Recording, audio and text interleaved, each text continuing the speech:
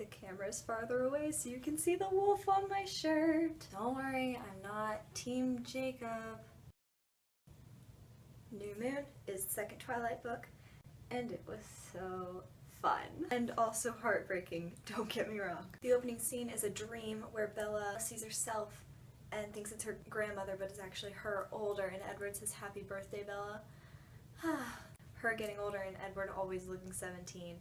And that was the way we start off this book. The reason she'd had this dream was because it was her birthday. She's 18 and she's officially older than Edward will ever be, and that's why she wants to become a vampire so bad. She wants that, like, for her birthday, to become a vampire, to die. Alice has thrown her this birthday party. I get her all these gifts. I love the radio. She, like, shakes the box, and Emmett's so happy. He's like, "It's already installed in your car." And then she's opening another gift and gets a paper cut. Jasper turns into a piranha. I understand he's like the newest vegetarian in the family, but it's just, that was when you realize like how hard it is for the others to like suppress themselves, is because like just like a drop of blood was all it took to send Jasper over the edge. Bella says it's nothing, but like that really freaked Edward out. It was hard. He gave her the music that he had written for her. Like, it was all him playing other stuff, but then like there's like her lullaby on there.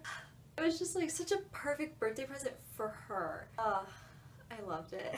The breakup was heartbreaking. Edward is leaving. He thinks he's putting her in too much danger. Doesn't realize at this point that Victoria is still out there going after Bella. She's in the forest just like stuck. It was a bad scene to see her go through. She totally misunderstands what he says. He goes, "You're not good for me, Bella." And she is hearing this as, "You're not good enough for me." Those are totally different reasonings. That sucked. He's wandering through the forest saying like, "He's gone, he's gone." Edward said, "Your life is gonna be like I never existed." When she got back and the CD was gone and all the pictures were gone, I was so mad. Like, at least leave her something more than like her fading memories. I guess that's what he wanted to do, because after a while like she would kind of like have a hard time like hearing his voice again and things like that. I mean, later we find out everything was under the floorboard, but was Bella really gonna ever figure that out? The pages with the months on them. Brutal. Never have I read more brutal chapters of a breakup than when you just flip past October, November, December, January. Probably is threatening to send her home. He said, "This is not good for you just to sit around and mope," and so like to avoid that, because if she leaves she feels like everything about Edward's gonna be gone. So she decides to go to a movie with Jessica. I hate tension between friends. That is my least favorite thing to read. Rips my heart out when friends fight. I saw a movie about zombies. Bella's internal monologue where she's like, "I feel dead, but not in the dead way that a vampire feels, in the dead way that a zombie feels, that I'm walking around feeling nothing." She says that there's like this numbness to her. New Moon is Jacob's book to shine.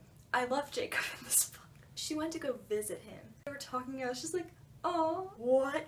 Wait, no. I felt myself like starting to love Jacob, and I was like, no. He's so cute. He's an adorable puppy. Oh my gosh, when they're in the garage, she's watching Jacob rebuild the motorcycles, and Will and Embry come in and they like hang out for a little bit, and then Bella leaves, and then you hear them like making fun of Jacob, and they're like, "Woohoo, like you talk to her, man." And you just hear like this thumping because Jacob's angry at them and he's like so embarrassed.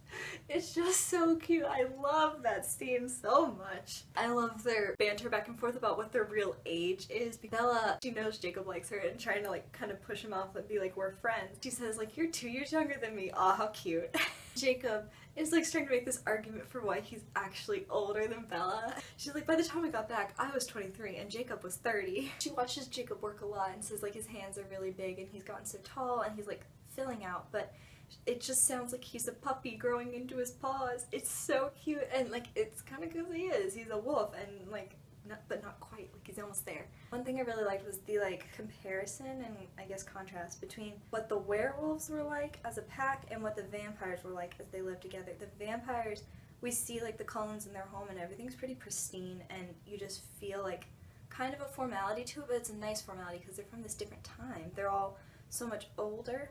Werewolves, everybody's like part of the family, and the boys just joke around with each other, and later they're referred to as brothers. I like to see that. It was just kind of like this contrast between something so like almost regal and then just a pack of wolves having fun. Like, I love seeing that because it was so cute and just like really fun to be with them. Motorcycles are ready. I thought it was really cute when Jacob's like, if I was smart I would have drawn this out longer, but Bella's gonna go hang out with him anyways. But Bella, what makes you think that you can sit on a motorcycle? You clumsy, clumsy child. And we know it's because she needs to feel that reckless adrenaline. She hears Edward's voice really clearly, like more than if she's just trying to recall it, like it's like he's there.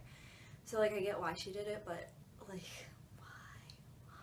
why? When they're driving back after she's crashed her motorcycle, she's looking at Jacob and he says, "What?"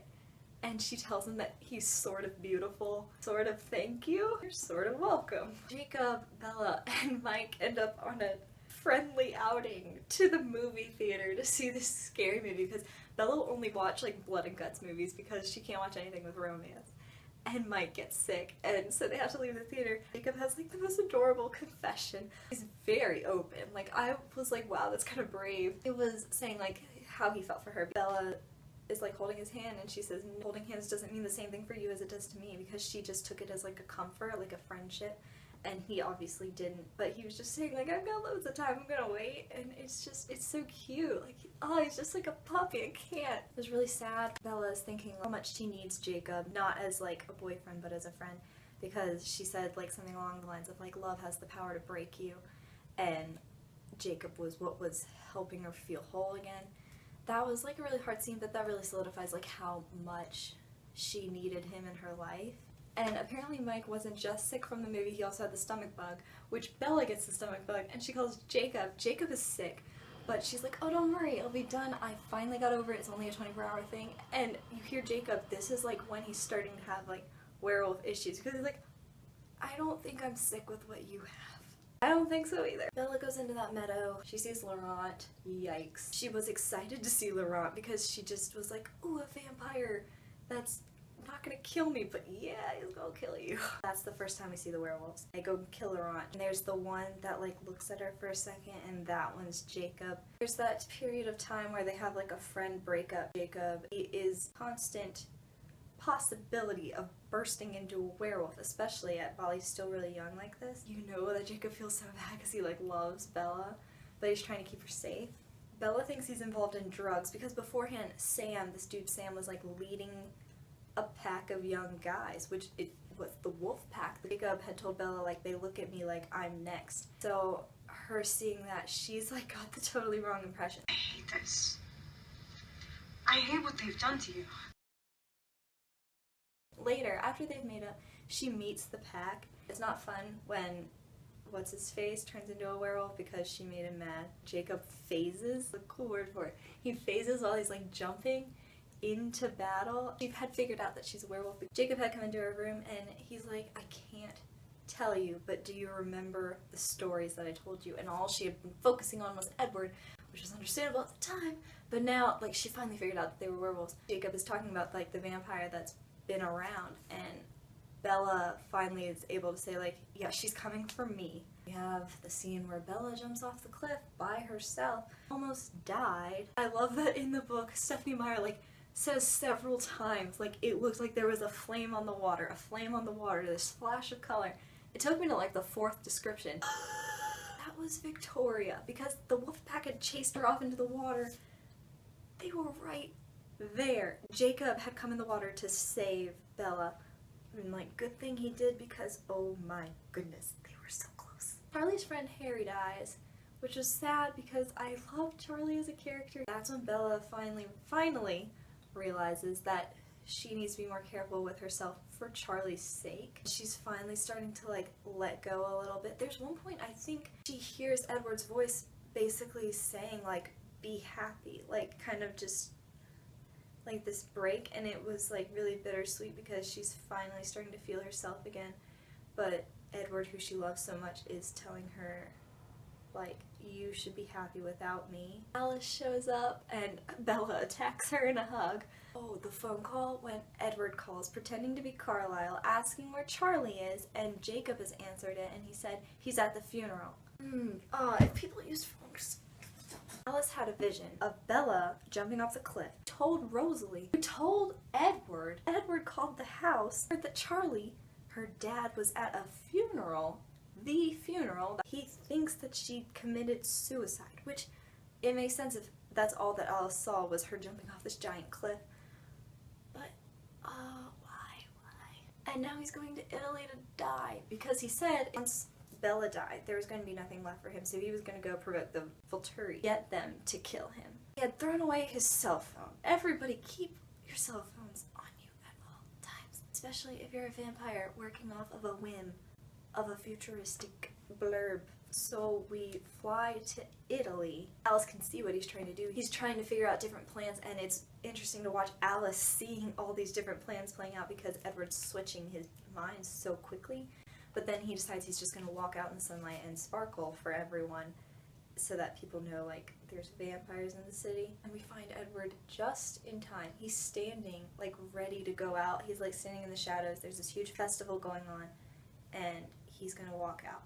And Bella just, like, tackles into him, saying, like, don't do it, I'm alive. Like, please don't kill yourself. He's so happy to see her. But then we have to go talk to Arrow, the, like, head of the Volturi. It's interesting to see how Arrow thinks that Bella could have so much potential as a vampire, because not only does he, like, have this royal family of vampires, basically, he also is looking for valuable vampires to have in Italy with him, in Volterra. And the guy who played it in the movie, I really liked the guy who played it in the movie because he was so creepy, the way he acted, and when he, like, he can touch someone and know everything all at once. When he touched Edward and, like, looked at Bella and, like, felt how much of a temptation it would have been for Edward to kill her. Say Bella's the type of person where her blood sings for him. It's like, I forgot what they had called it. That's why it was, like, so strong when he first met her. He said, you're like my own brand of heroin or something like that. Seeing Arrow touching Edward and looking at Bella is really creepy because he's like, oh wow, this is really strong. He sees, like, the potential in Bella because he touches her and just nothing. Then he gets Jane, the one who can, like, look at people and cause them, like, extreme pain. Bella feels nothing because her powers don't work on her. Is Alice the only one whose powers work on her, or does Alice's power work just because it's not really like she's using it on Bella, she's just looking out for Bella? I'm not sure if that's, like, a thing that's gonna come up or not. The Volturi are gonna let Alice, Edward, and Bella go as long as Bella becomes a vampire, because they can't have a human keeping their secrets, and they're gonna check up on her. And because Alice was wanting to do that anyway, especially after they took that vote with the family. Rosalie, when she voted no, and she said, the only reason I'm voting no is because I wish someone had been able to vote no for me. I like that aspect of Rosalie's character, but everybody else had voted yes, except for Edward and Rosalie, to turn her into a vampire, and Alice is like, I'm thinking about doing it myself anyways. And so when Arrow touched her, he, like, could realize that her intents were true. When they're leaving, they're bringing in the meal. That was really creepy. Like, I didn't like that scene because Bella sees all these people, like, it looks like a tour group with kids, and this old woman who's scared going in, she starts to hear the screams. That was a really rough scene because, like, when we are hanging out with the Cullens, we forget, like, the evil that some vampires are. I didn't even like that scene because I was just so, like, oh. And now there's the whole thing with Wolfpack and the Cullens because they have to turn Bella into a vampire, and she has to wait till after graduation because she needs to be away from people, and they can use college as an excuse. If the Cullens bite, not kill, bite a human, that breaks the treaty and is going to start a war with the werewolves. And so that's really frustrating. When she's home, Charlie is so angry with Edward. He's like, there are visiting hours. Charlie liked Jacob better. Like, there's not even a question about this. He just liked Jacob better. And so when Edward's back and Bella is under house arrest, basically, it's just really funny. Jacob left the motorcycle in the driveway though to get Bella in trouble. I was really mad at Jacob about that one. Edward says, I'll turn you into a vampire myself if you marry me first. And she doesn't want to. I guess it's because she's just worried. I don't really know, but Edward's so funny about it. I hope they get married in the next book. I guess that seems like the most logical decision. She's in a lot of danger with the Volturi and Victoria. It just makes sense. except for the fact that they would get in a war with the wolf pack. Is there a way they could negotiate? That'd be nice. That'd be really nice. I don't think that's how that's gonna happen, but that would be nice. All I really got for New Moon. I liked it a lot. I don't know if I liked it more than the first book. Probably not, because I liked meeting Edward. I always love when our love interests first meet. I love those scenes. It's really hard to top the first book for me. I'm really excited. I've already started Eclipse, so I'm excited to keep reading. My name is Caitlin. Thanks for watching. Bye!